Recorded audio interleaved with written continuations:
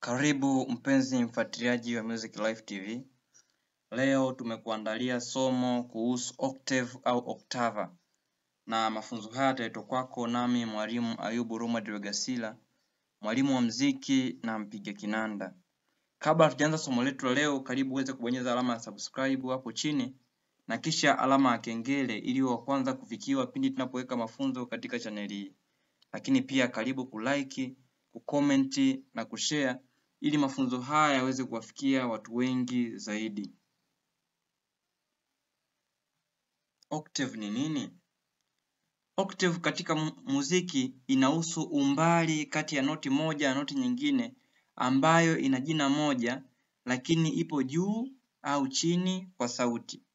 Kwa ni umbali kati ya noti moja na noti nyingine ambayo ina jina lile lile lakini ipo juu au chini kwa sauti. Na kwa maneno rahisi tunaweza kusema ni umbali kati ya noti moja na noti nyingine ambayo ina jina sawa lakini ni ya kiwango cha juu au cha chini cha sauti.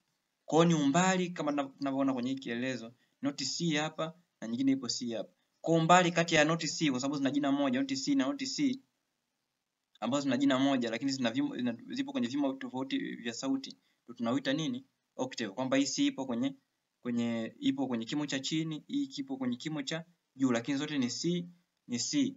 Kwa ule umbali kati ya hizo noti mbili ambazo zinafanana na zipo kwenye vimo tofauti vya sauti, tunaita nini? Octave au octava. Asili ya neno octava au octave. Neno octave linatoka kwa neno la Kilatini octavus, linalomaanisha 8.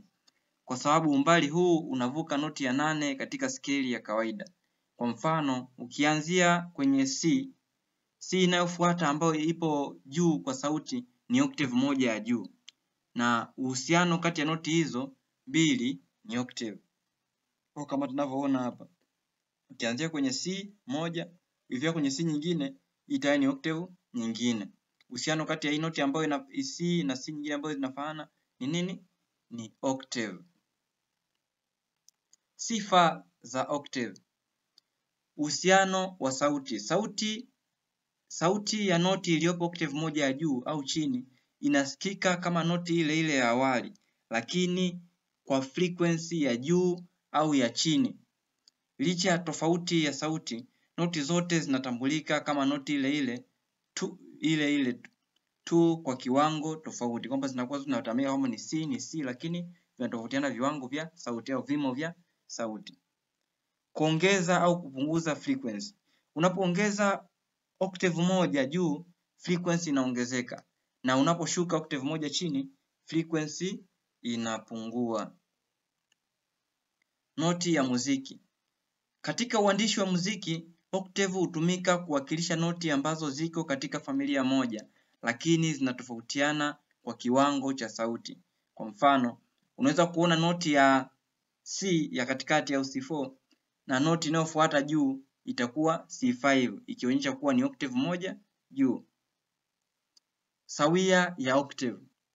Noti ambazo ziko octave moja mbali ni zinazozungumziwa kama sawiana kwa ubora wa sauti, ingawa zinatofautiana kwa frequency.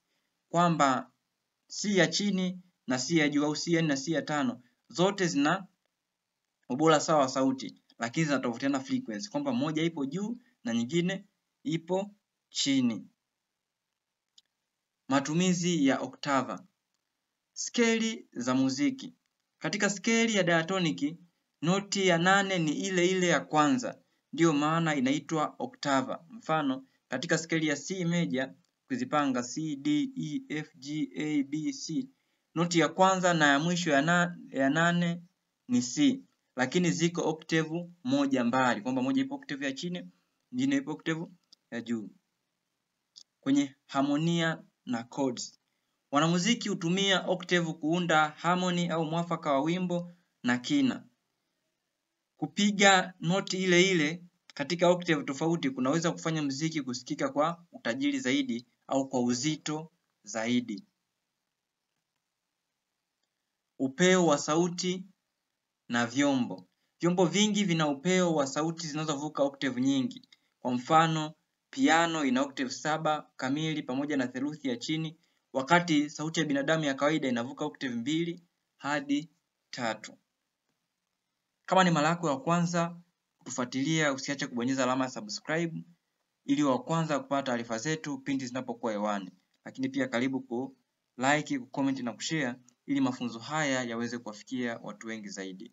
Asante sana, uwe na wakati mwema.